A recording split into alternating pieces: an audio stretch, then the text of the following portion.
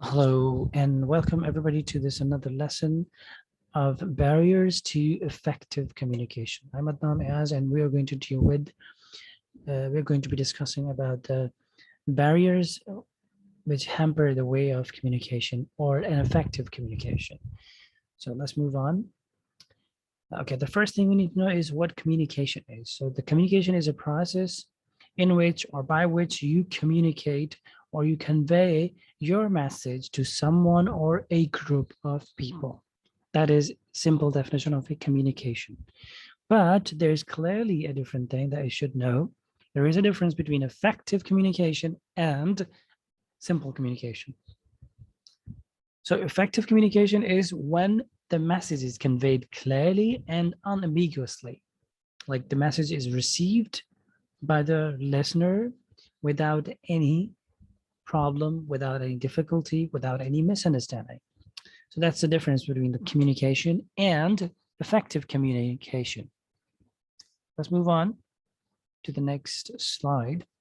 We have kinds of barriers to communication. How many? There are some almost 9 barriers that we must know. First comes here is number 1, physical barrier, then language barrier, number 3, cultural barrier, number 4, emotional barrier, number 5, individual barrier, and 6, lack of subject knowledge, and number 7, stress, number 8, attitudinal barrier, and then number 9, channel barrier. So let's have a look at them one by one. Number 1, the first of all we have here is physical barrier. One of the major barriers of communication in a workplace is the physical barrier.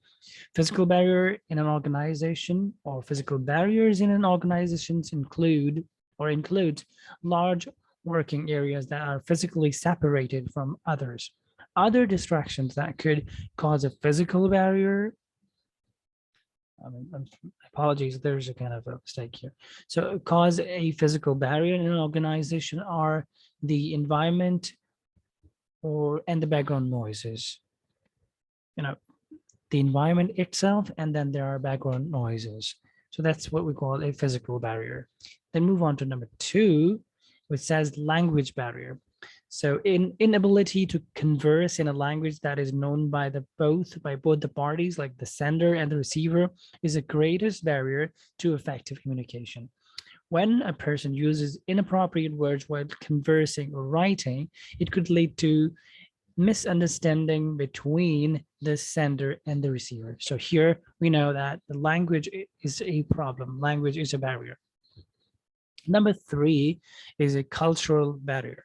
This includes age, education, gender, social status, economic position, cultural background, temperament, health, popularity, religion, political beliefs, ethics, values, motives, assumptions, aspirations, rules, regulations, standards, priorities.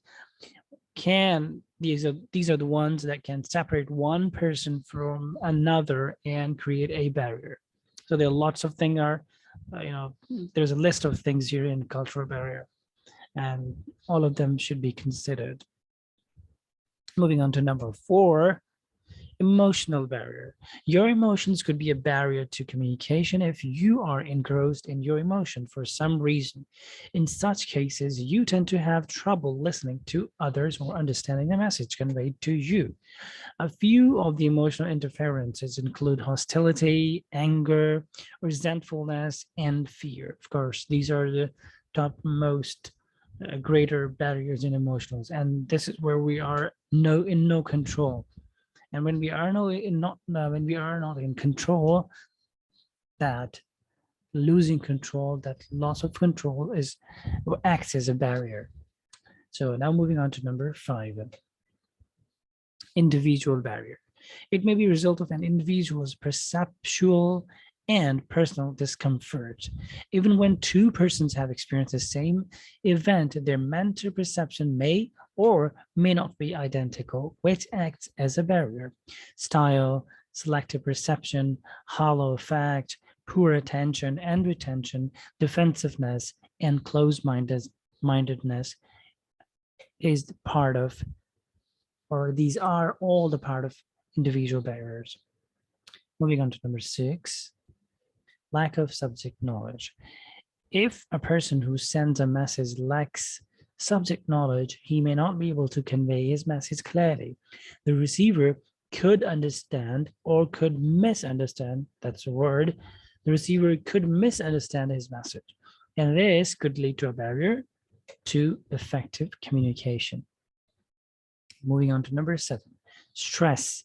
When a person is under immense stress, he may find it difficult to understand the message, leading to communication distortion. At the time of stress, our psychological frame of mind depends on our beliefs, experiences, goals, and values. Thus, we fail to realize the essence of communication. So it's another barrier, the greater barrier, I would believe.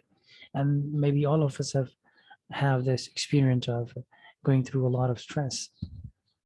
So now moving on to number 8,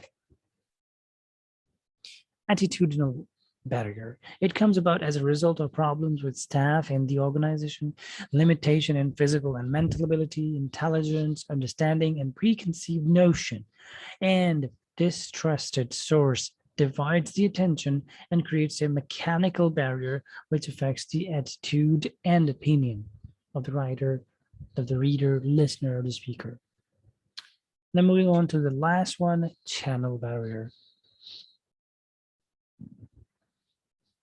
If the length of the communication is long or the medium selected is inappropriate, the communication might break up. It can also be a result of the interpersonal conflicts between the sender and the receiver, lack of interest to communicate, information sharing, or access problems which can hamper the channel and affect the clarity, accuracy, and effectiveness. So these are the 9 barriers of effective communication, rather. That's all we're going to do today. I hope you have got something to take away. Thank you very much for listening. Have a wonderful, wonderful day.